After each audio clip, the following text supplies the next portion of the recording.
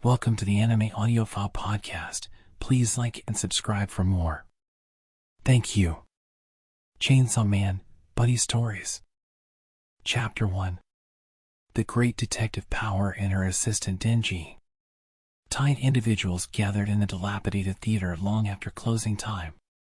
They sat in the front row, glancing around and shifting uncomfortably. A spotlight erupted from the stage, blinding them. I see you all accepted my invitation. Excellent. Thank you so much for coming, said a man in a tuxedo and silk top hat. His voice reverberated through the theater and he seemed to float in the light. He flashed the befuddled spectators a smile. We've got a very special show for you tonight. One we think you'll enjoy right to the bitter end. Assistant the picture, if you would. I'm on it, called a young man in baggy shorts from the back of the theater. As images began to flicker across the screen, the man on stage gestured broadly. I'm sure you're familiar with the film Soul Survivor, as all of you are in the cast. It's an ensemble piece in which masked characters vanish, one by one. But alas, one person went beyond acting and disappeared for real. The film became a mystery, if you will, a missing persons case. One even I struggled to solve. The man paused to pull a magnifying glass from his pocket. It was a riddle. An enigma. Yes, this stage is thick with the heady scent of mystery. But there's a turn to every trick, a sleight to every hand. Observation, my friends. Observation is the door to the truth. The man whirled to capture the audience in his magnifying glass. The fiendish creator of that puzzle is among us tonight. His lips curled at the hubbub this set off in the audience. He produced a rope tied into a large knot. I've undone the knot of the mystery. He tugged gently on either side of the rope, drawing it apart until the knot unraveled. Someone gasped. The man on stage tossed the rope overhead, where it transformed into a cane. He caught the cane effortlessly and twirled it to and fro. It stopped abruptly, pointing into the audience. You are the culprit. Hey. No response. Hey, Power. Still no response. Power. I'm talking to you. Power was glued to the television from where she was sitting. She could have taken a bite out of it and oblivious to the boy roughly shaking her by the shoulders. At last she turned to look at the scruffy blonde street punk scowling down at her. She scowled right back and tossed her head, brandishing her blood-red horns. What do you want, Denji? They just got to the good part, and I'll thank you to stay out of the way. You're the one who needs to get out of the way, Power. You're blocking the signal from the remote. Move back so I can change the channel. Denji grumbled. I won't allow it. Power turned back to the TV, but it was harder to ignore the hand shaking her. I said move. Denji continued shaking her. I've got things to watch too, you know. You, scoffed Power. What would you watch? The news, Denji said. The news? Power burst out laughing. Why, because you resemble a police sketch? Don't make me laugh. Cram it, Denji said sheepishly. The one anchor chick is hot. Ah, yes, you've mentioned her. Power knew an angle when she found one. The one who looks a bit like Makima, right? Well, that's just stupid. I don't wish to be part of anything stupid. Power's brutal honesty was too much for Denji. He shot back, okay, what's the supposedly great thing you're watching? How ignorant can you be? That's Detective Magician. Detective Magician? Correct. Power beamed. He's a brilliant sleuth who can solve any mystery. Solved. Detective Magician's Secret Tricks and Just Plain Secrets was a primetime anime about an unassuming teenager who moonlighted as both a flamboyant stage magician and a detective who tackled cases of every kind. He didn't like solving mysteries so much as he liked being the center of attention. He adored the admiring gazes and showers of applause he got every time a case closed. Attention. Applause. Admiration. Power could identify with wanting those things. The blood fiend rose, studying the room intently. "Ah! The criminal is here," she announced, pointing at Meowie. "Here?" Denji said, following Power's accusatory digit right through Meowie to himself. "I've undone the knot of this mystery. The culprit is you, Denji." "Me? What did I do wrong?" "A fine question. You don't know what you're accusing me of?" "Oh. I just now remembered. You," Power declared, "are the foul criminal who ate all the ice cream out of the freezer. You ate it yesterday." "What's that?" "I ate no ice cream." Denji backed away. "This is getting weird." Then he started laughing and clutching his stomach. "You had me going there, dumbass. Detective Magician. That's a cartoon for kids. How dare you mock Detective Magician? Show some respect." Power sprang at Denji, who instinctively struck back. The two of them were alike in impulsiveness, if nothing else. An unfortunate curtain, caught in the melee, was torn off its rod, and jars of spices toppled from the counter. Denji and Power tumbled back against the dinner table, still struggling. "Keep it down. I'm on the phone." A man leaned in from the next room, covering a receiver with his hand. "Says the biggest mouth in this place," Denji snapped. "Let this be a lesson to you, Top Knot," said Power. "Silence is golden." She and Denji kept their grips on one another's lapels. Aki hung up the phone and confronted them with a stormy look. Arms crossed and stance wide, he commanded, "Don't talk back. This is my house. Sit down right where you are, and I don't want to hear another peep out of either of you." Denji and Power glanced at each other. Without enthusiasm, they plopped down and crossed their legs. "Yes, sir." "Top Knot is making an awful fuss," Power muttered. "First off, no fighting in the house," said Aki. "Second, address me with respect. How long will it take you to learn manners?" "Bleh," said Denji. "Why the hell should we respect you? What do we get out of it? You'll have to advance a couple of pay grades before you earn respect," Power added. Aki spared a rueful glance for the spices on the floor, then muttered, "So that's how it is. Okay, Denji, no dinner for you." "Hey. What the hell, dude?" Power chortled. "That's what you get for mocking the great Detective Magician. And Power, for your dinner, it's carrot and burdock root salad." "Huh?" An empty stomach was Denji's mortal enemy and vegetables were Power's. The owner of the house was well aware of his charge's weaknesses. "Oh, Ayakawa." "Respected senior hunter," Denji mewed. "Respected senior hunter," Power added.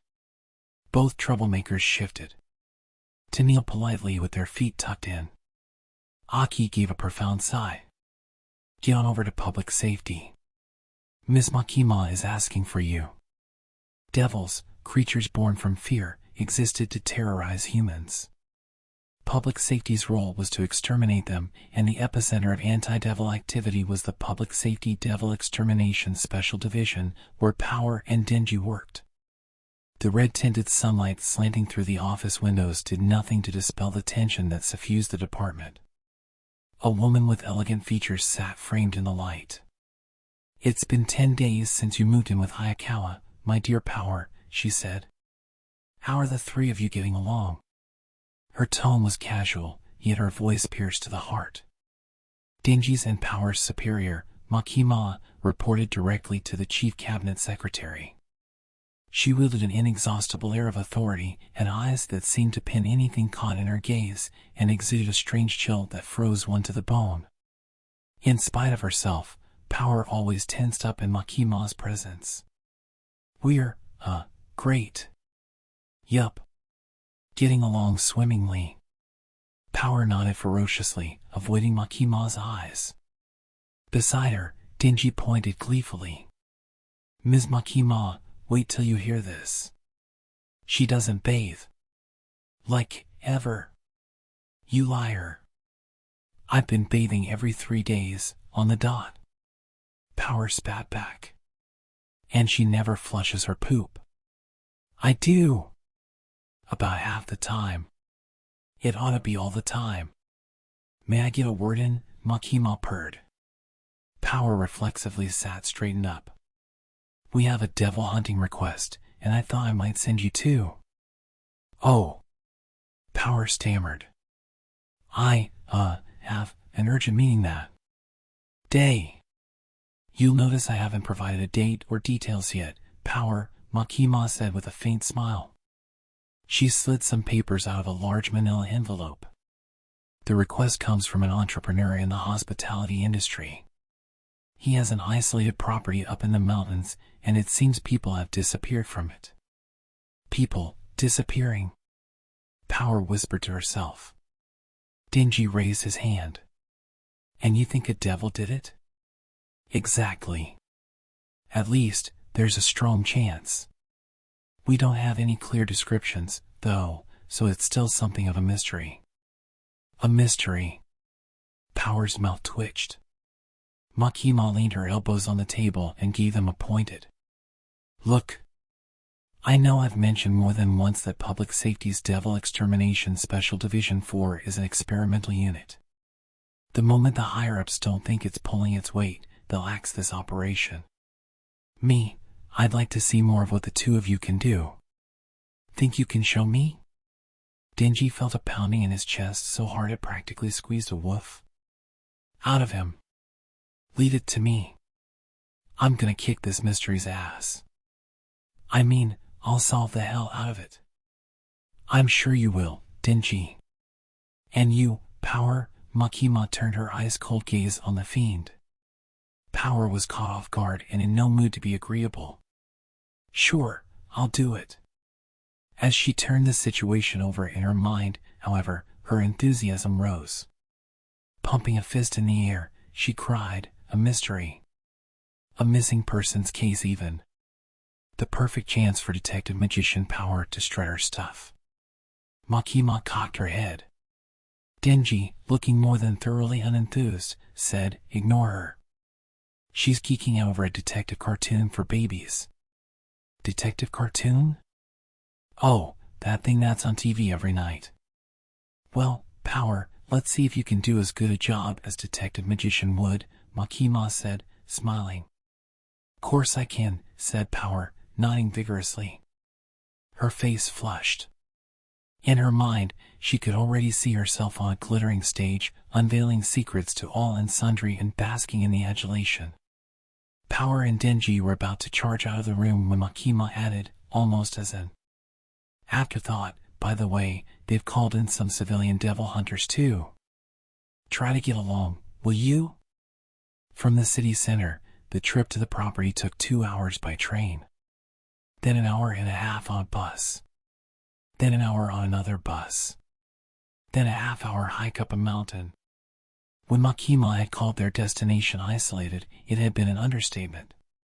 3 days after their briefing, Denji and Power arrived, shoulders heaving. They collapsed into the tall grass. Ugh!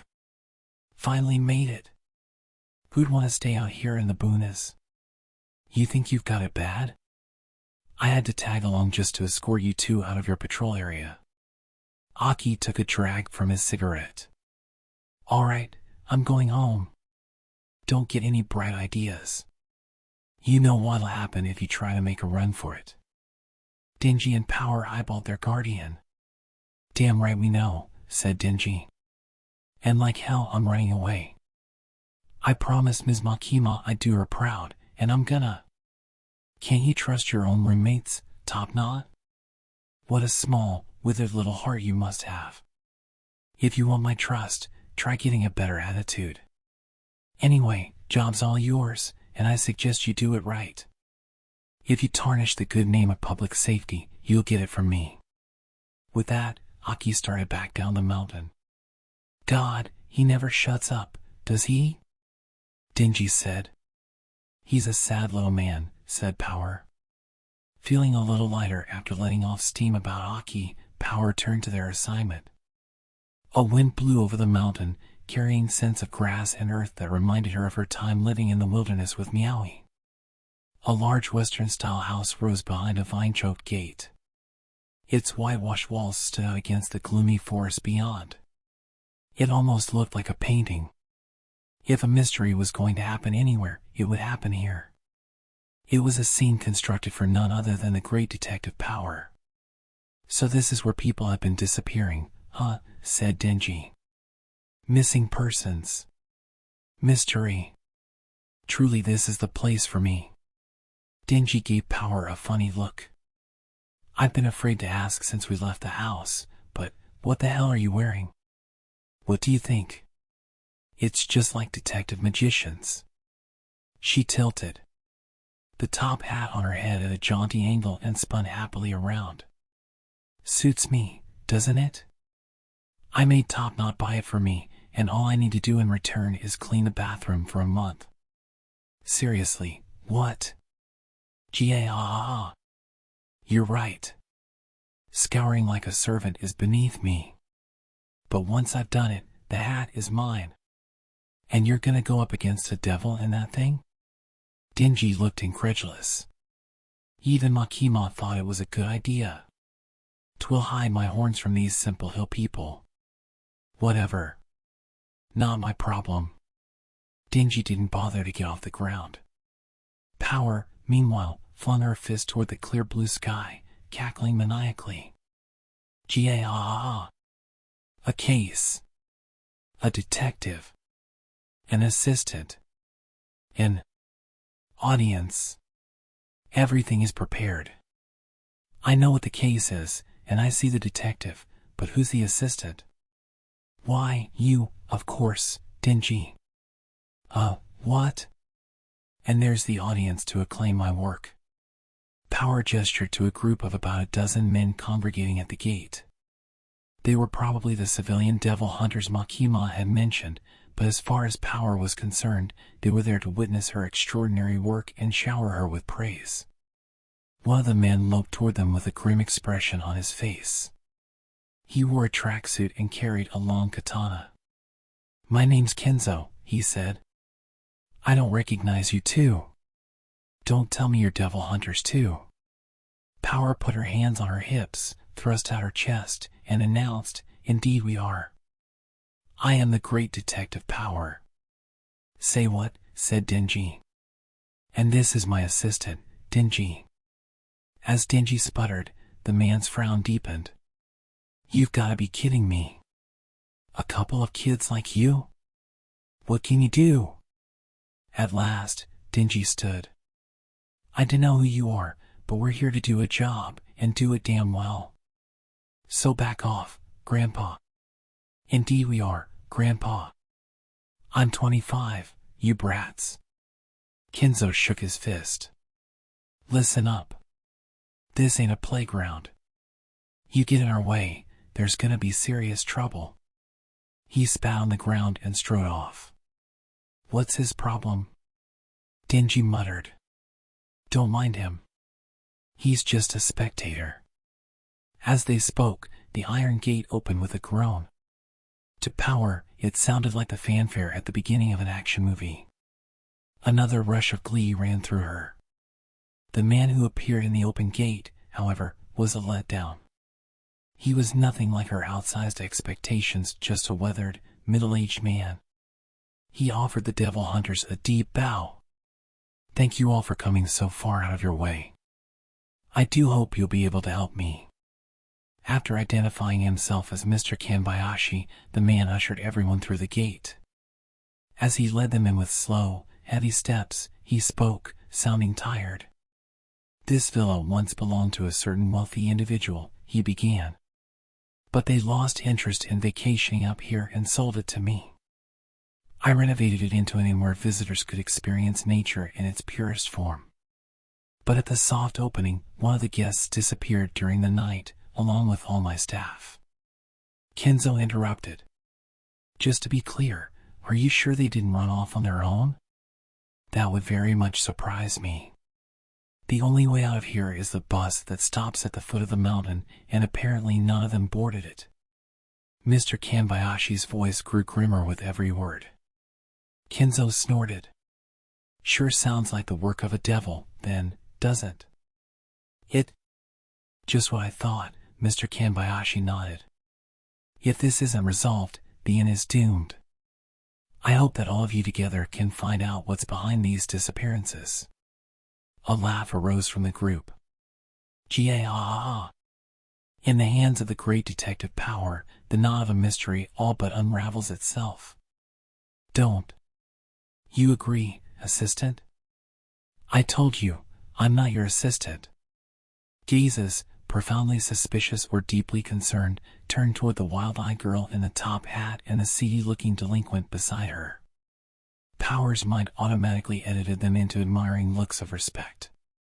Mr. Kanbayashi opened the heavy front door of the villa to reveal a spacious entry hall. A carved front desk awaited visitors, and 2 picture windows set high over the door let in the afternoon sunlight. A thin layer of dust covered the desk, betraying the fact that the inn hadn't seen visitors in some time. Mr. Kanbayashi showed the group a map. Seen from above, the building has the shape of a cross. The front desk is at the head of that cross. They proceeded along a red carpet and reached the crossing. Mr. Kanbayashi explained that guest rooms were to the left and a staff area to the right. The staff area was mostly empty at the moment, but it contained administrative offices and storage spaces, along with a kitchen stocked with staples and instant meals. Yes. Food! Denji exclaimed, lunging for the door. Power leapt after him. We feast. Smiling nervously, Mr. Kanbayashi said, Please help yourselves. There's nothing fresh, only supplies that will keep, but I've ensured there's enough to feed all of you for several days. The party returned to the crossing and made their way to the lower section of the cross. Kenzo pointed to a small door as they passed it. Hey, where does that go? Ah, that's the power room. Mr. Kanbayashi opened the door, revealing a cramped, dimly lit room crowded with a profusion of pipes and wires.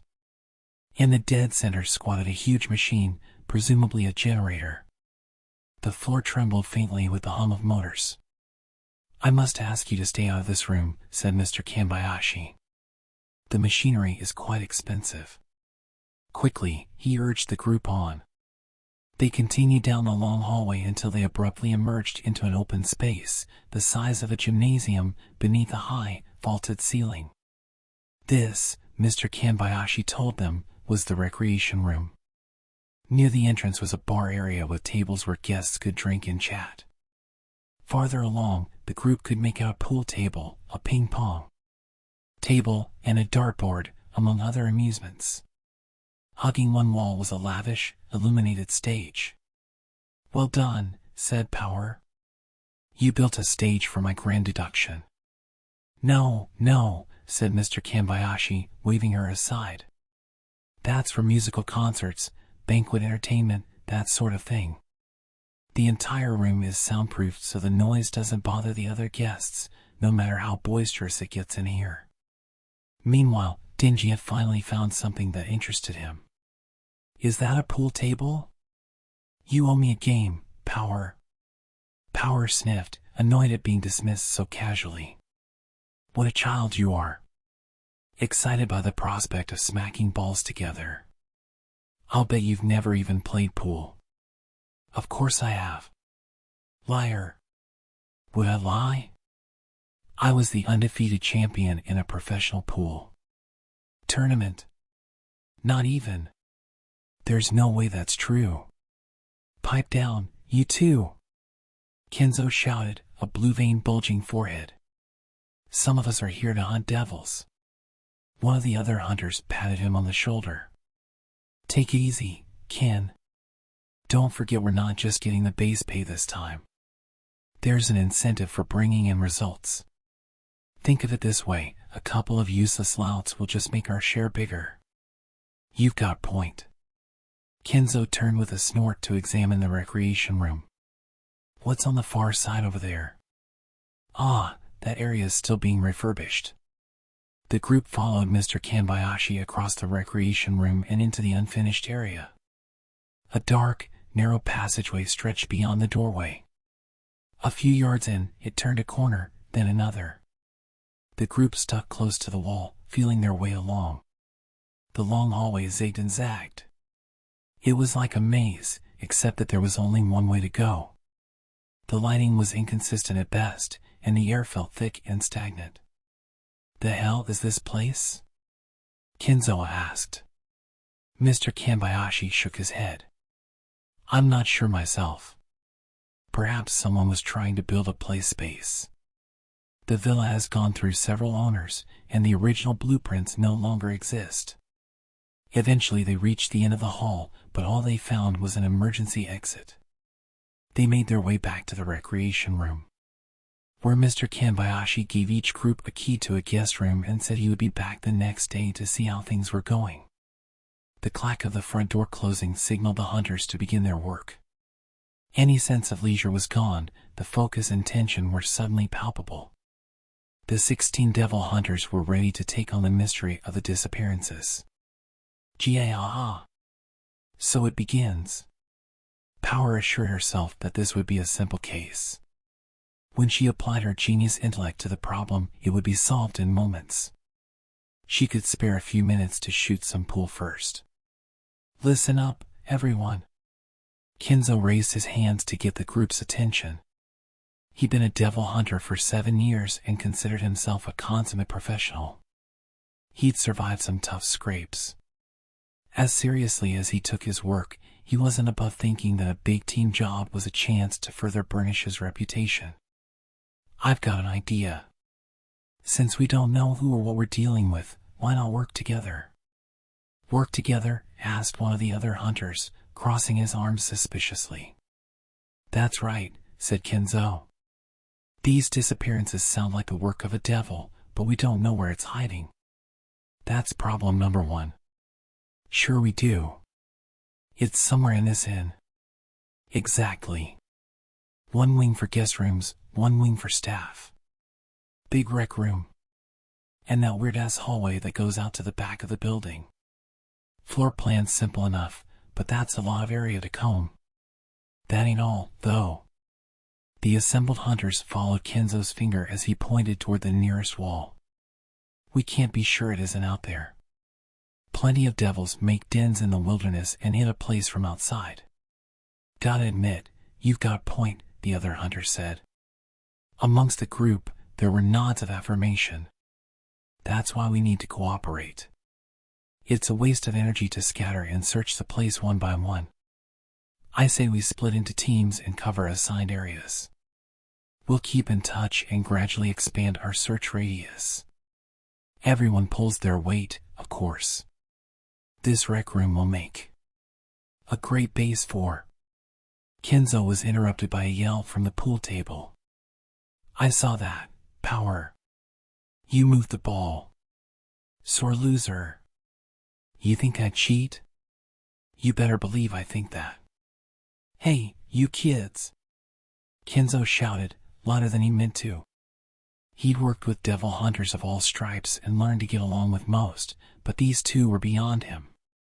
They didn't demonstrate even basic courtesy, they had no sense of cooperation. For some reason the girl was wearing a stupid top hat, and now they were goofing off and shooting pool in the middle of an extermination job. Denji and Power didn't even put down their cues as they turned to address the distraction. What is it, Gramps? Denji asked. You're a noisy one, Gramps, Power added. I told you, I'm nobody's Gramps. Get over here and listen to what I have to say, both of you. This is important. Denji and Power exchanged a look. Denji grinned and said, Nah, we're good. Excuse me? I promised Ms. Makima I'd get results. That doesn't mean playing nice and splitting the work with randos. I'm trying to make a living for myself here. Correct, said Power. Anyhow, no need to worry. The great detective magician will solve this case. You peasants have no part to play in my drama. I don't understand a word either of you is saying, Kenzo growled. He stopped short. Just a sec. Did you say makima? As in the chief cabinet secretary's personal devil hunter? Are you guys public safety? Oh, yeah, Denji said offhandedly. His response sent a noisy murmur through the assembled group. The hunters of Public Safety's Special Division were an elite force on the front lines against the devils. Civilian hunters held them in something close to reverence. They were said to exterminate devils others could barely touch. What's Public Safety doing here? Kenzo hissed. A hunter beside him said, You flunked out before you got to Public Safety, didn't you? Shut up. Kenzo snapped. I'll put my skills against theirs any day. Privately, he winced. He'd taken the hiring exam for public safety once and had washed out. The other man put his hands up and backed away when he saw Kenzo grip the hilt of his katana. Hey, my bad, man. But the kid's got a point.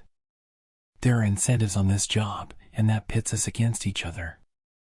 Team up with the wrong person and your life could be over. But, wait. Kenzo's attempts to keep the hunters unified came to nothing. They started to head off in every direction. As he stood, thunderstruck, the shouts of the two pool players rang out behind him. That's the end. I declare this game over. Hey, I was about to sink that ball. I've got a case to solve. No more time for games. Screw that. You knew you were about to lose. This counts as my win, got it? Sure, I'll let the baby have his balls. Don't cry, baby. Who's crying here? Kenzo's fist clenched. How could these jackasses be in public safety? He demanded of no one in particular. He looked up, struck by a thought. Were they in public safety? Would a crack organization want anything to do with these ignorant, troublemaking youngsters? He didn't believe it. There had to be some other explanation for their ridiculous presence. Maybe I'll keep an eye on them for a while, Kenzo decided. Observation. That would be his watchword. All right. Power declared, her hands on her hips. Enough relaxation. Down to business, assistant. Stop calling me that. And I need a break after that game. With an exasperated shrug, Denji flopped down on a sofa near the bar. What a useless sidekick. From her pocket, Power took the magnifying glass she made hockey by her along with the hat. She strode to the wall and pointed the glass at it. Observation is the door to the truth. That was Detective Magician's catchphrase. Something up with the wall? Kenzo asked as Power squinted at the whitewash. As far as Power knew, there wasn't. It had just been the first thing in front of her. But she wasn't about to let the audience know that. She turned to Kenzo with a cryptic gaze. I can smell it. The smell of mystery. The smell of mystery? Kenzo gave the wall an experimental sniff. Can't say I do. You think it's something only you can sense? Indeed. Some clues reveal themselves only to the greatest of detectives. Magnifying glass still in hand, Power headed toward the hallway that led to the front door. She knelt and examined the red carpet, picking at the fuzz. Why? Why not? Kenzo loomed behind her. Is there something going on with the floor now? Yes. The smell of mystery. You can smell mystery on the carpet? Kenzo bent down to look. Still doesn't make sense to me, but leave it to public safety to consider all the details. So true, Power grinned, arms spread wide. Observation is the door to the truth. Now you're talking sense, Kenzo said. The hint of admiration egged Power on. Mystery. I smell mystery. You don't say? As a great detective, I can sense this place is positively brimming with it. Go on. Observation. Observation is the door to the truth. Power announced once again. I get ya.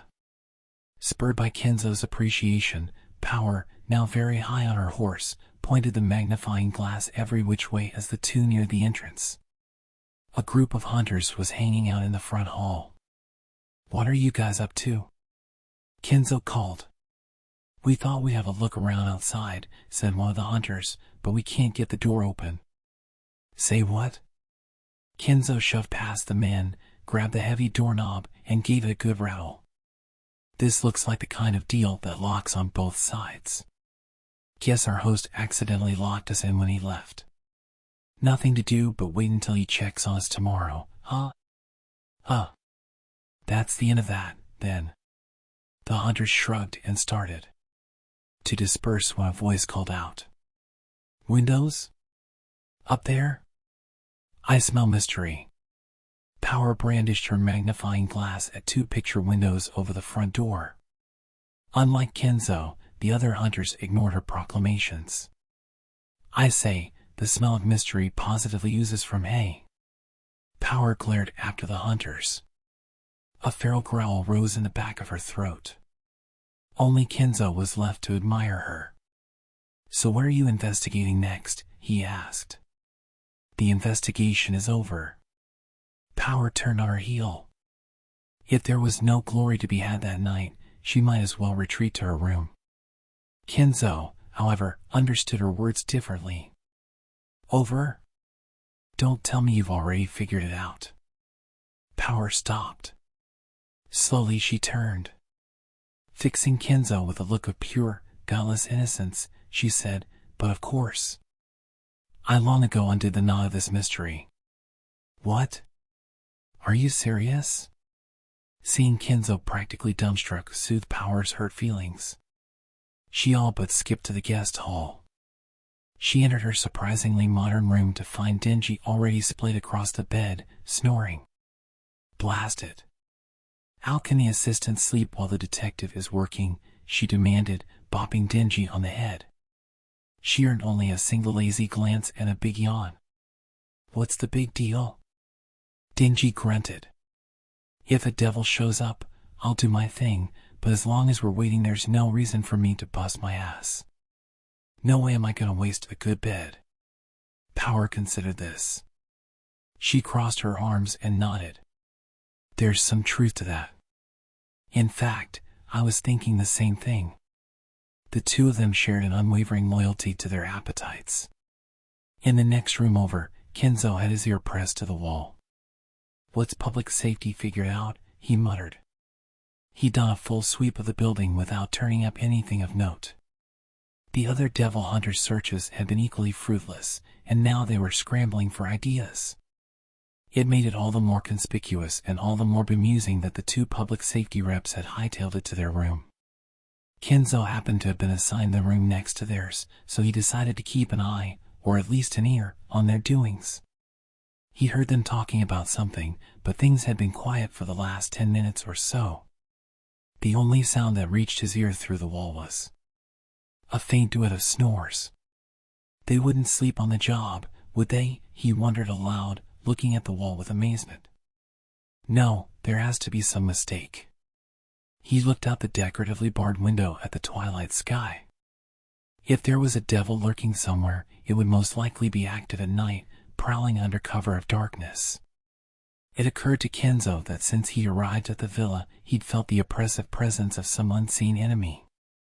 The other hunters must have felt it too, if only subconsciously. Would their nerves hold through the night? In a battle against a devil, an instant's inattention could be fatal. Kenzo nodded with sudden understanding. Whatever the two hunters in the next room had learned, they decided to rest up for the coming battle. It was a bold strategy, but a wise one. He shouldn't have doubted that public safety knew what it was doing. Well, he wasn't going to be left behind. He piggybacked on public safety's idea. Kenzo set the alarm on the bedside clock and, feeling proud of himself, climbed into bed. He awoke 3 hours later as the hands of the clock neared 9. It was dark outside, and the pin-drop silence made every tick of the clock's hands land with a thud. Kenzo felt lighter after his nap. Clearly he'd made the right choice. He pressed his ear to the wall. All he heard was snoring.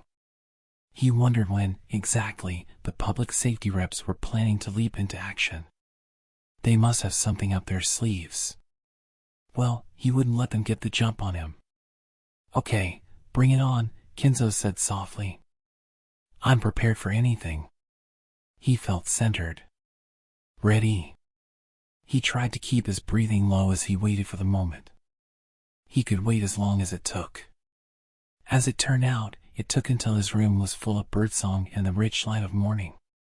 Then, at last, he finally heard the door to the next room open. They just slept all night. Kenzo's bloodshot eyes went wide. He'd spent the entire night crouched at his door, katana at the ready. "I can't do it. I can't parse their moves. Nothing makes sense. Are we even following the same agenda?" Interrupted sleep had left Kenzo in a daze. He couldn't remember the last time he'd felt so off his game. Nonetheless, he rushed out of his room to meet the 2 public safety agents. Power gave a big, satisfied stretch. "'Tis a fine morning. Wow. I slept the crap out of that night. A fancy mattress puts things on a whole other level." Denji stretched too, then stopped and put a hand to his neck. "Hey. Power, you sucked my blood again, didn't you?"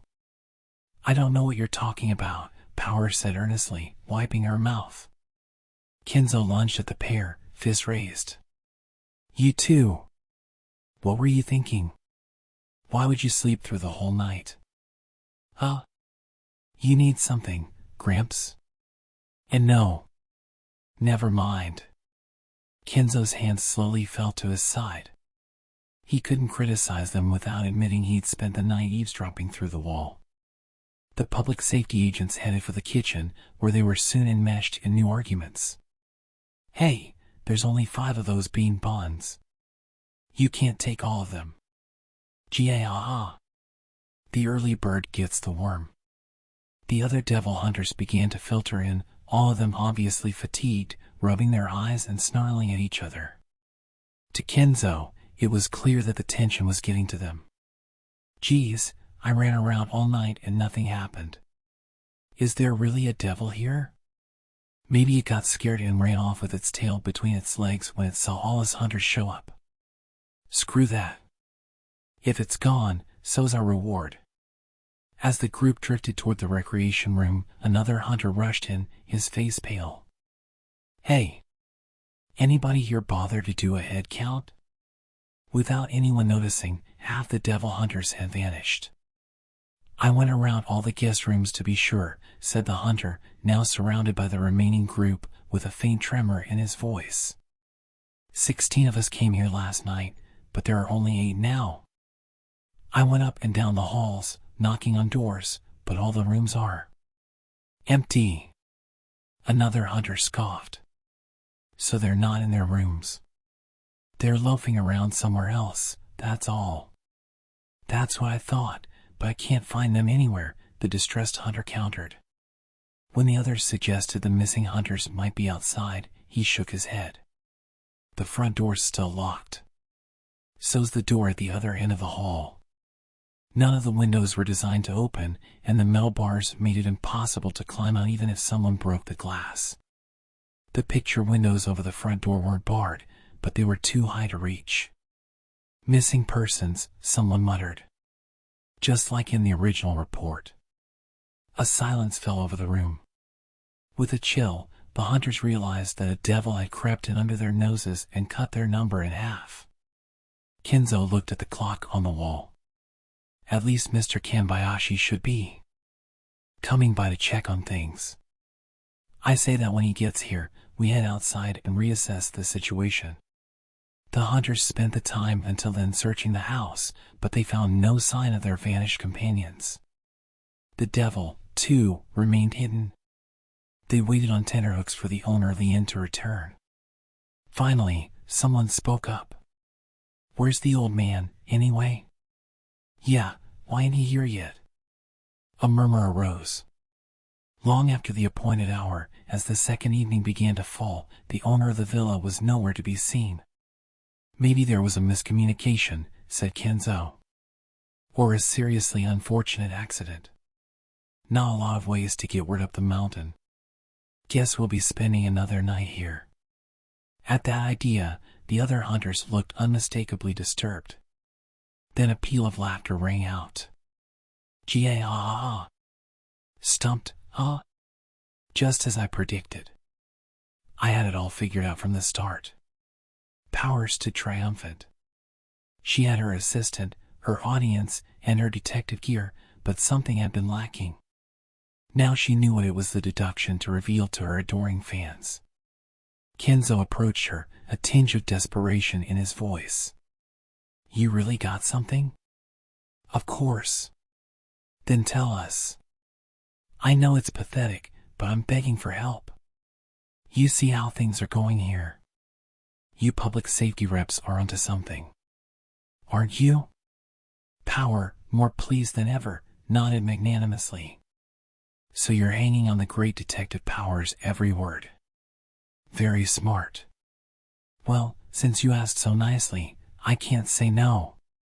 "Watch out, guys," Denji yelled.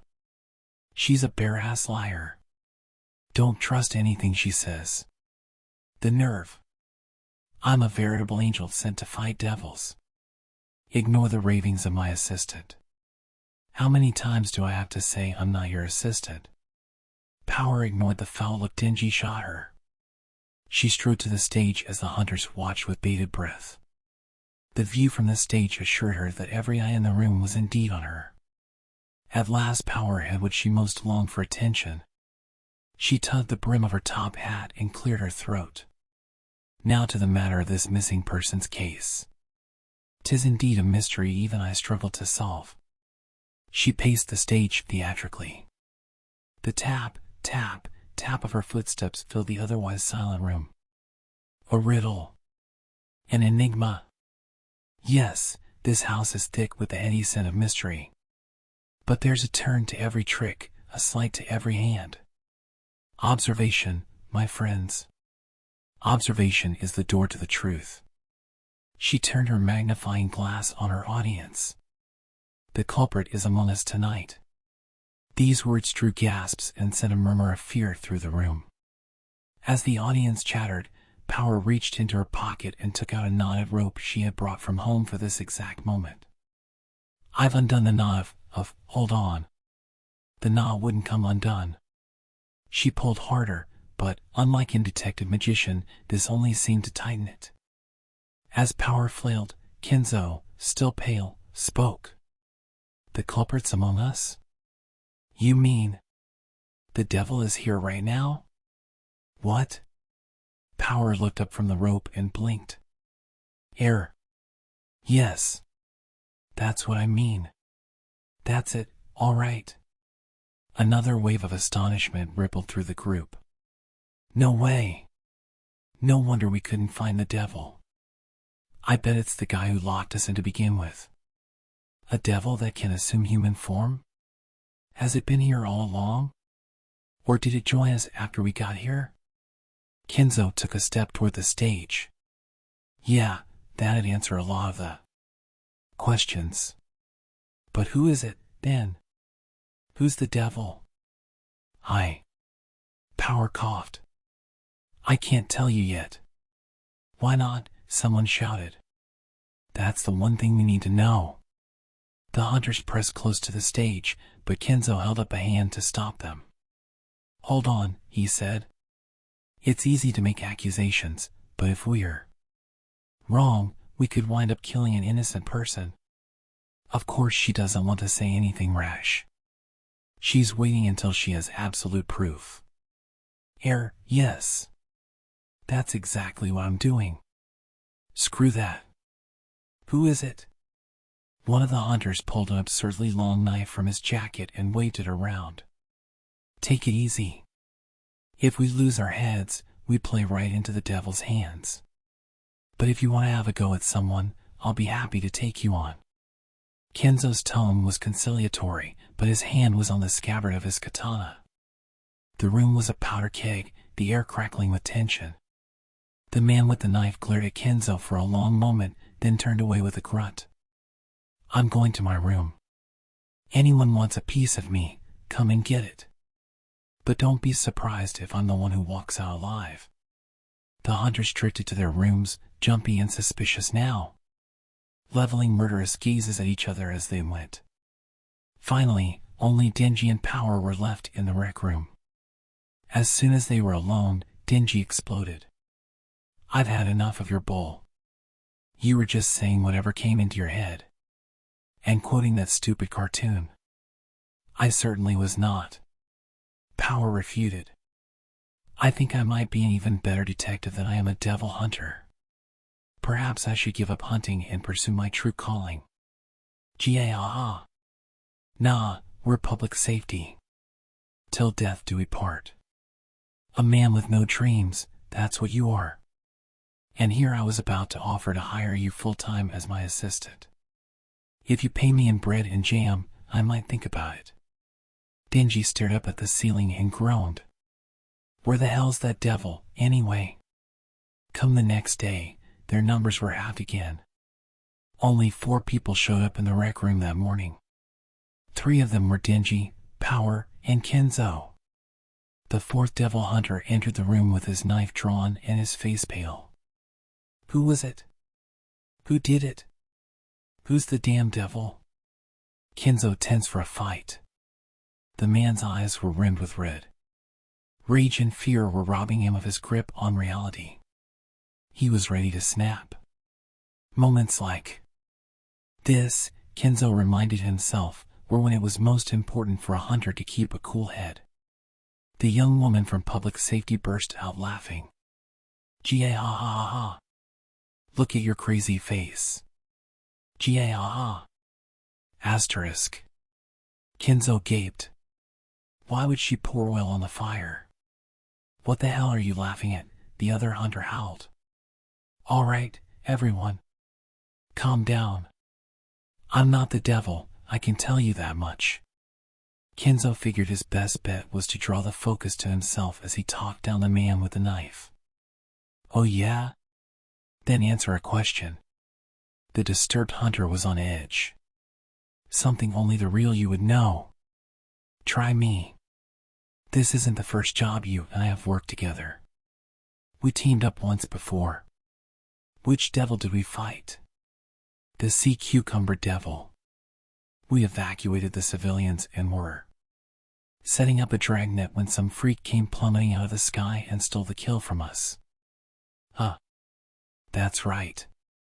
The man turned his knife on Denji and Power. The devil has to be one of you. Test yourselves. Now. Denji and Power looked at each other. Screw that, said Denji. Too much work. Do it. The man shoved the blade closer. Denji gave him a not particularly threatened look and sighed. Power, what's your favorite thing? Meowie. My least favorite things are vegetables and humans. What's your favorite thing? Ms. Makima. They pointed at each other. That's Power, all right. That's Denji. The man with the knife backed away, scowling. If none of us is the devil, what the hell's going on? The population of the house had dropped to only 4, yet the devil still hadn't shown itself. It seemed increasingly likely that no one was coming to get them, and there seemed to be no way out of the villa. The bars on the windows were sturdier than they looked. The front and back doors refused to budge. Kenzo felt a dull, mounting panic. This was like slow, deliberate torture. I'll check on the food, he said, desperate to feel useful. We need to ration our supplies. When he got to the kitchen, the blood drained from his face. No. It's all gone. The pantry, which had contained several more days' worth of food, was empty. Behind him, the 4th hunter swore. What do we do now? His voice choked as if he were holding back tears. Power punched at the air. This is the devil's doing. It'll pay for this. Denji looked at her closely. Hey, Power. Are those breadcrumbs on your shirt? They are not, she replied, primly brushing the crumbs away. You ate all the food, didn't you?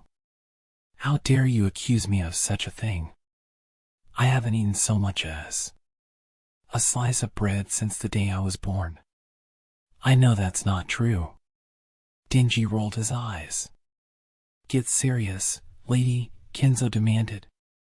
Did you eat our rations? This ain't funny, you little witch, the fourth devil hunter added angrily. As the men closed in on her, Power backed away. You've got it all wrong. He's the liar. He's lying through his teeth. She pointed at Denji. He's the devil hiding in this house, and he's trying to pin everything on poor innocent me. Is that so? Kenzo asked. The two civilian devil hunters turned on Denji.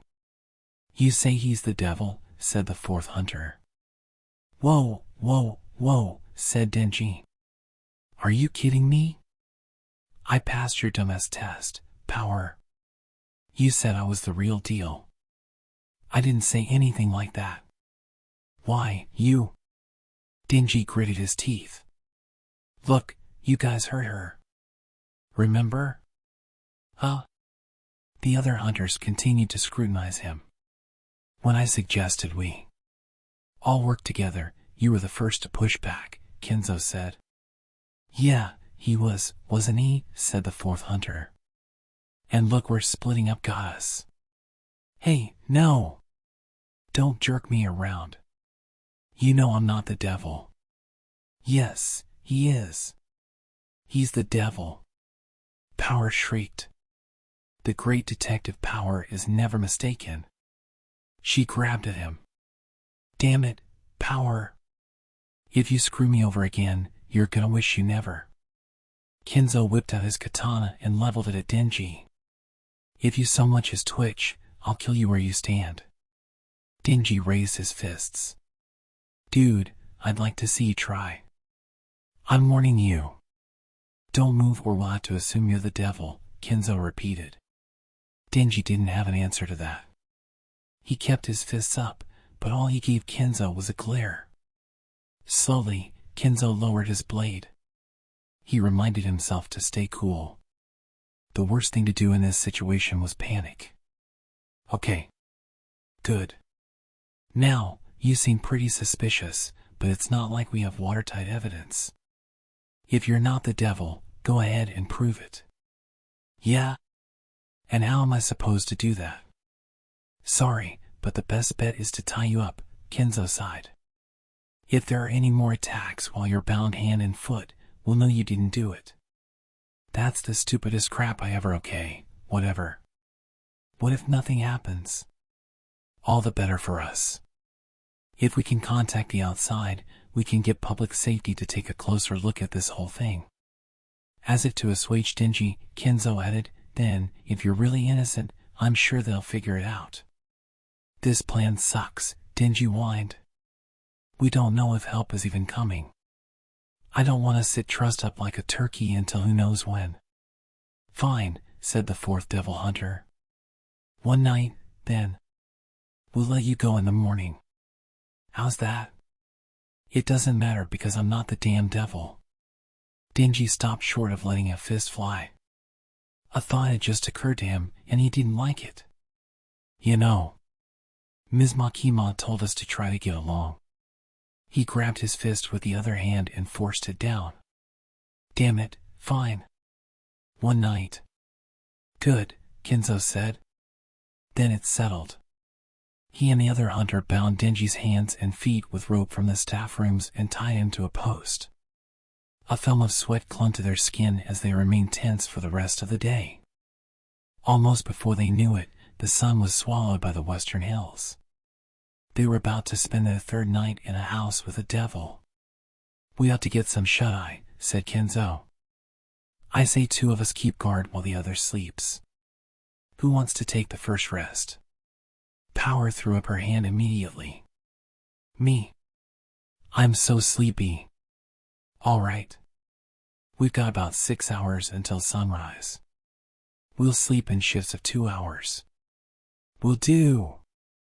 A shout rose from the post. I'm not gonna forget this, Power. Oh, the nasty devil is glaring at me. I'm so scared. Power traipsed out of the rec room, avoiding Denji's gaze. Denji and the other 2 hunters were left behind in the cavernous room. Another day, and the old man still AWOL, said the 4th hunter, contemplating the dull shimmer of his blade. I'm starting to think we'll be stuck in this place for the rest of our lives. His cheeks were hollow and there were bags under his eyes. It looked like he was reaching the end of his rope. Like hell we are, said Kenzo, trying to sound hopeful. Even if something happened to that guy, somebody's bound to notice when a bunch of devil hunters go missing at once. They'll come for us. Don't you guys ever shut up? Denji growled. I'm trying to get some sleep here. You can sleep like that? I can sleep anywhere. And it's getting late. If I don't rest up now, tomorrow's gonna suck hard. Kenzo stroked his chin thoughtfully. I think I see.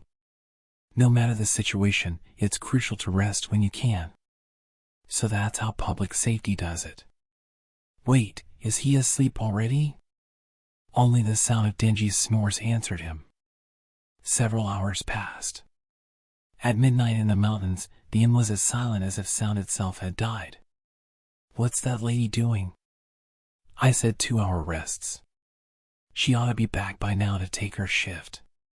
Kenzo looked at the rec room clock, getting angrier and angrier. He turned to Denji.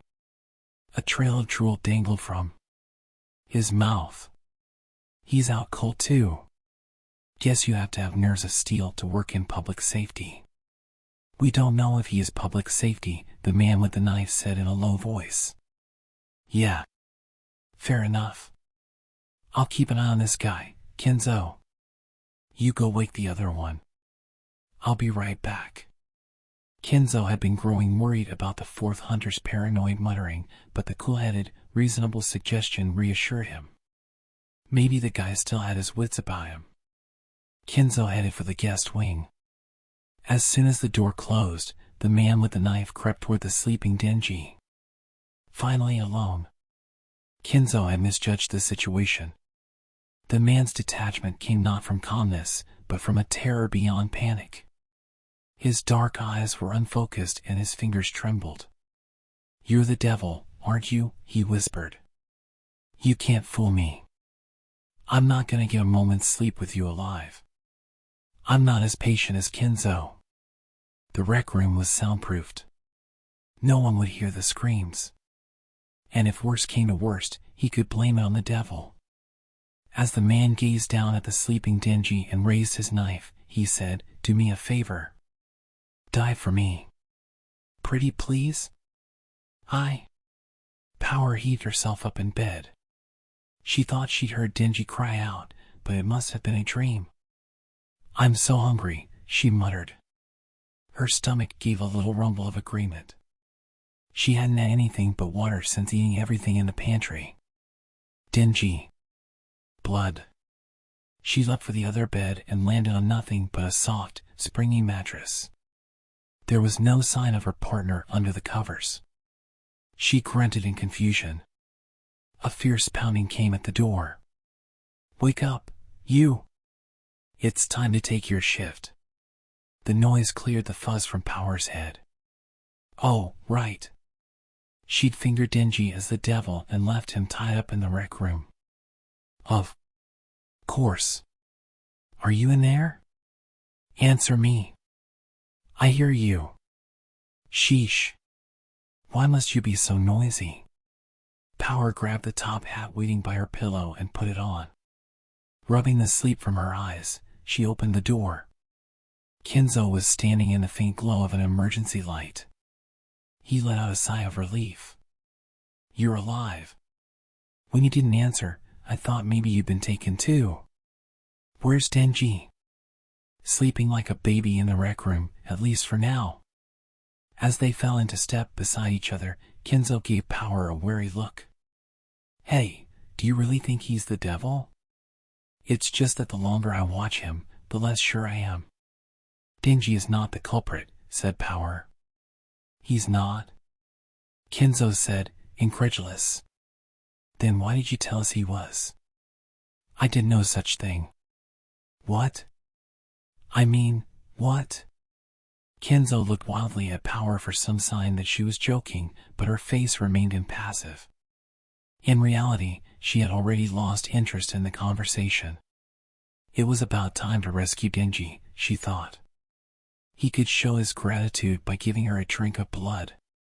Now wait right here, Kenzo implored. If he's not the devil, what have I done? Tied up an innocent man and abandoned him, Power said. Haughtily. You ought to be ashamed. You dupe. You fool. You cretin. No, no. Still arguing, the two walked into the rec room and stopped, speechless. There was no one inside. But they were here a minute ago. Kenzo's voice rose in panic. He rushed to the spot where Denji had been tied up. Both Denji and the other hunter were gone. Had they run away? No. The rope used to restrain Denji was gone too. Did that mean he was still tied up? More disappearances. And now, a team of 16 devil hunters was reduced to 2. Behind Kenzo, Power broke the silence with gales of laughter. Have you lost your? Kenzo stared at Power, cackling triumphantly in utter disbelief. No. It was you all along. Thinking back, it was clear that this woman had been leading them astray from the very start. Kenzo's mistake had been assuming that the devil would try to avoid notice, rather than impersonate the loudest, most attention-hogging member of the group. She's the devil. And she played me for a fool. Power ignored Kenzo as he backed away in horror. Instead, she vaulted onto the stage and pulled the knotted rope out of her pocket again. I've undone the knot of this mystery. Say what? Kenzo was completely lost. Power tugged on the ends of the rope, which remained as tightly knotted as ever. Grunting with effort, she pulled until veins bulged on her forehead. At last the rope simply tore in two. She held the frayed pieces aloft with pride. As I was saying, knot of mystery. Undone. Kenzo stared at the stage, incredulous. Power continued her performance. There's a devil in this house who makes people disappear. First 1. Then 2. Then 3. Until there's only you and me. And I know I'm not the culprit. By process of elimination. Power looked positively thrilled with herself as she raised her hand, palm up. A spurt of blood from her wrist formed itself into a scythe. You're the devil. What? Kenzo exclaimed. The crimson scythe came sweeping down from the stage. In the nick of time, he raised his katana to block it, but the force of Power's blow knocked the sword out of his hands. You damn devil. Power shouted. You die now. You're the devil. Kenzo shouted back. I'm not the devil. I'm a detective. A great detective. Power raised the scythe, grinning like the Grim Reaper. Kenzo had no idea what was going on. All he knew was that he had to get out of there. He turned and ran. With a rush of wind, the scythe grazed his calf. Kenzo gasped. The wound was agonizing, but if he stopped, she would be on him. He gritted his teeth and plunged into the hallway as if fleeing from pain itself. What next? The front door was locked. He was trapped in the inn. Could he make a run for the maze-like corridor on the other side of the rec room? No, that only led to another locked door. Hide in the guest rooms or staff wing? Without his weapon, he'd be a sitting duck. No matter which way he ran, sooner or later he'd be trapped. An idea struck him. "That's it," he whispered. Kenzo staggered into the little room between the entryway and the rec room, the room the hunters had been warned not to enter. Had that only been a few days ago? Inside, it was dark, cluttered with pipes and wires, with the hum of the generator blocking all other sound. If he could lie low for just a few minutes, power might pass by, and then he could double back to the rec room and grab his sword. His hope proved short-lived. "There you are," Power cried, kicking the door open with brute force. She slid into the room. Her shadow, crowned with the long arc of the scythe, rose behind her. "How'd you find me?" "The smell of blood, of course." "Foolish devil. Did you really think you could evade the great detective Power?" Kenzo glanced at his wounded calf. "Hey, I'm not a devil. What are you?" "I've told you over and over. Public safety's one and only genius detective, Power." "What kind of detective kills people with a bloody scythe?" Slowly and deliberately, Power stalked toward Kenzo. He scuttled back until he hit the generator. His back to it, he pleaded. "Wait. Listen. Mr. Kanbayashi told us not to mess with this machine." "Die, devil. Why won't you listen to me?" Kenzo curled himself into a ball. The scythe blade missed him by inches and sliced into the generator directly behind him.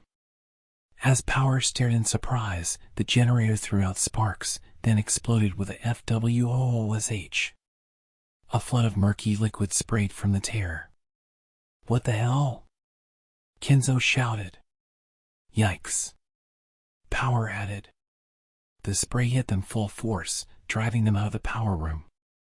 By the time the flood subsided, they'd washed up back in the rec room.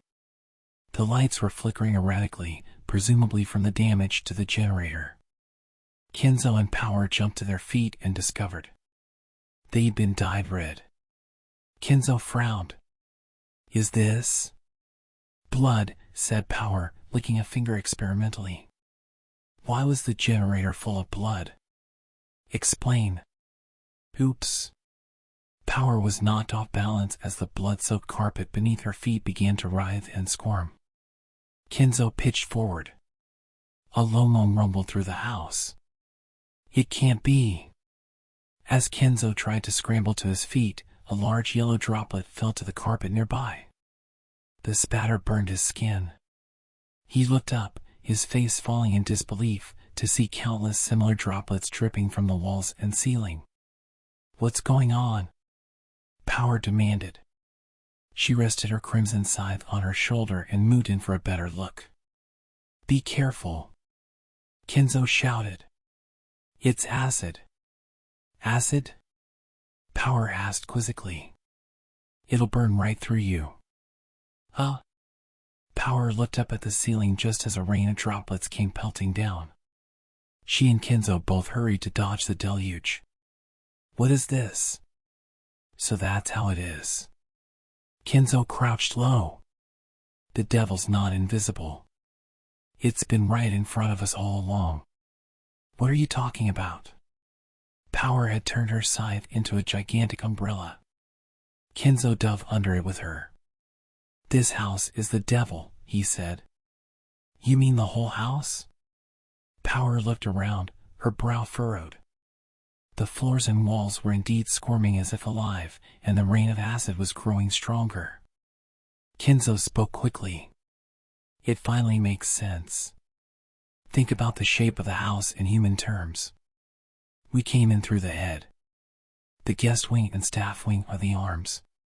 And this big space has to be the stomach." "This is a stomach?" Power questioned. "That's stomach acid. I bet the others got digested." Power yelped. "The room's soundproof, remember?" Kenzo went on. "Anytime people met up here for strategy meetings or whatever, the house could digest them and the rest of US wouldn't hear a blessed thing. It could have eaten all of us at once, but I guess it likes playing cat and mouse." "True, devils love to feed on human fear," Power confirmed. That explains the weird corridor past the rec room too. Why it's so long and twisty even though it only goes one way. It's gotta be the intestines. And that so-called generator in the power room is the most important part of all. It's just off to one side of the crossing. If we keep the body analogy going, you just happen to stab this thing in the heart.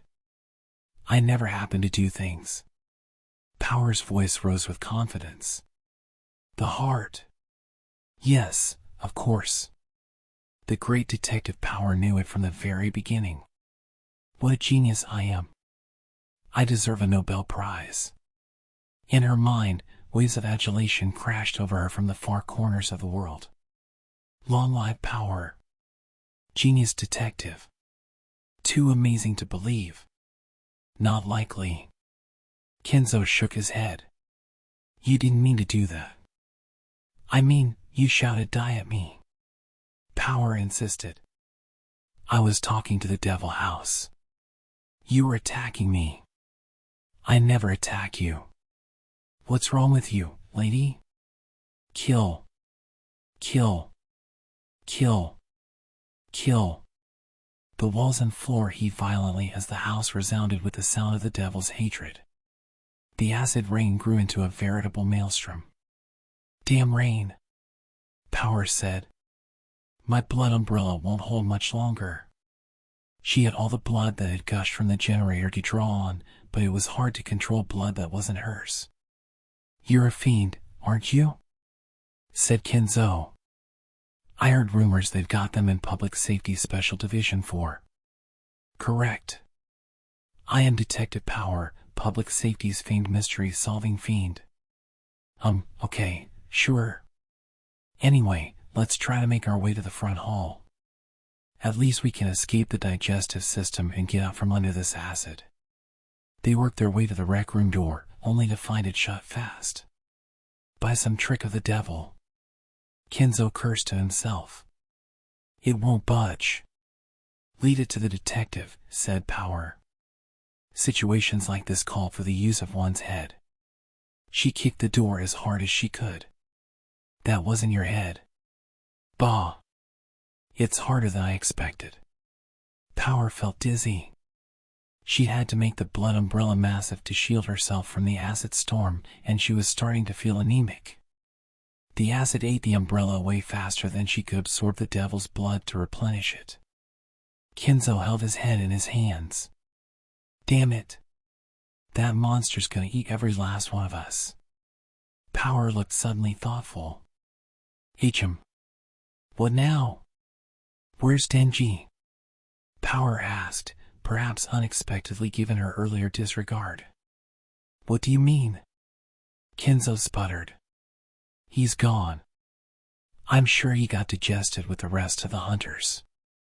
What happens to things that get digested? They probably flow out the door to the back hallway of the intestines. So? Kenzo was still baffled by this line of inquiry. Power was quiet for a moment, listening. Amidst the roar of the acid and the howling of the house, she thought she could detect another sound. When did you last see Denji? Asterisk. Just before I went to wake you up. He was tied up and asleep. He could still be in the intestines. Yeah, but how does that help us? BBBRM. Power studied the undulating floor of the rec room. It was trying to draw them to the back of the house, deep into the digestive system. The blood that had flooded from the devil's heart was being sluiced in the same direction, into the twisting corridor. There was a noise like the groaning of a monster from the depths of hell. What the hell is that sound? Said Kenzo, looking around the room frantically. If the house had swallowed Denji and shuffled him into its intestines, at that moment he was being deluged with devil blood. Foosh. It's getting closer. Kenzo said. Foosh. Bam. Bam. Bam. Something's coming. Screech creak. Crack. Kenzo clapped his hands over his ears, his eyes screwed shut, but Power watched the entrance of the hall like a cat. Come on, partner, she shouted. Hurry up. An instant later, the door exploded into splinters. Standing in the doorway was a bizarre figure. Steel chainsaws extended from its head and arms. Their teeth, sharp and bloody as the teeth of some wild animal, spun at dizzying speed. The sound of motors rent the air loudly enough to turn a human brain to mush. "What the hell is that thing?" Kenzo cried, his hand still over his ears. The chainsaw man turned slowly toward them. Amidst the pulsating walls and shower of acid, he looked like he'd stepped out of hell. But all he said was, "But what's going on? I just woke up like this." "Denji," shouted Power. "This way." Kenzo was stunned. "That's the guy from public safety? What in God's name is going on at that place?" "Screw you, Power. I ain't forgotten how you threw me under the bus. Real nice." Denji charged at her, only to be pelted with acid rain. "Ugh. Ow. What is this stuff?" The acid burned his skin, but Denji's chainsaw body drew blood from the floor and kept coming. In moments, his right blade was at Power's neck. "You're not gonna talk your way out of this one, Power. Bring it up after we escape. We're about to get eaten." Power dismissed his threat. "Say what?" Denji seemed to notice the scene around him for the first time. "Damn it, okay. What do you suggest we do?" Power explained, "We need to get out of here, but the door won't open." "What, this door?" "No problem. You just gotta use your head." Denji ran at the door with his head lowered, driving the saw protruding from his skull straight through it. "That's still not what that phrase means," Kenzo said as he followed Denji and Power out of the rec room. Iron doors sprouted from the floor and ceiling, blocking their path. "Out of my way," yelled Denji, slicing through one door after another as they made their way up the heaving hallway. From behind them came a disgusting swish. Kenzo, bringing up the rear, looked back. "The acid's coming after us." A wave of acid rolled out of the rec room like the ultimate case of acid reflux. "Run! Run! Run!" Kenzo shouted. They made it to the entry hall, but when Denji drove his chainsaws into the front door, they stuck fast. "Damn," he exclaimed. "We're in trouble," said Kenzo. "If this room is the house's head, the front door is the mouth. It'll be as strong as a jawbone." "The mouth, huh?" Denji wrenched his arm saws free. Smaller saws sprouted from his feet, allowing him to scramble up the wall. "Guess that makes these windows up here its eyes. And those aren't tough at all." "Now that's using your head," said Kenzo. Suspended by his feet, some 15 feet above the front door, Denji smashed through the two picture windows. A vast, inhuman scream tore through the house. The front door split open vertically, like a screaming mouth. Power and Kenzo leapt through. "We're outside," Power cried. The dark sky was edged with pale light. It was nearly dawn. Denji vaulted through one of the broken windows and landed on the ground, saws roaring. "Power!" "Oh, don't get so upset," Power said. "As an apology, I might see my way to letting you squeeze my boob." "One boob, one squeeze." Denji said and briefly paused, then shook his head vigorously. "Forget it, Power. I'm holding out for Ms. Makiark." An iron stake shot out of the doorway and pierced Denji's chest.